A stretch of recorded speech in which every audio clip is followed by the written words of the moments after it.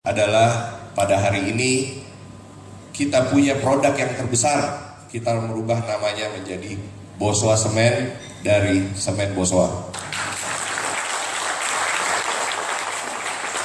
Dengan brand yang baru ini kami bertekad agar supaya brand Bosowa terutama di industri semen kian kokoh di tanah air, di mana beberapa pemain baru juga masuk ke wilayah Bosowa. Kami ingin menguatkan kembali brand Bosowa di industri semen. Oleh karena itu, semen Bosowa Semen, saya sendiri masih sering berubah Semen Bosowa dan Bosowa Semen.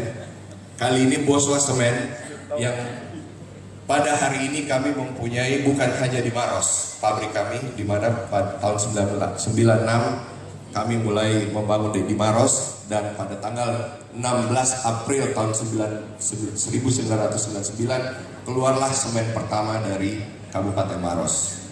Dan berikutnya didirikan di Pulau Batam untuk Kepulauan Riau, dan terakhir tahun lalu kami sudah mendirikan di Kabupaten Banyuwangi di Jawa Timur. Oleh karena itu, mulai hari ini dengan resmi kami memantapkan posisi brand Bosowa Semen menjadi pemain utama industri semen di Indonesia.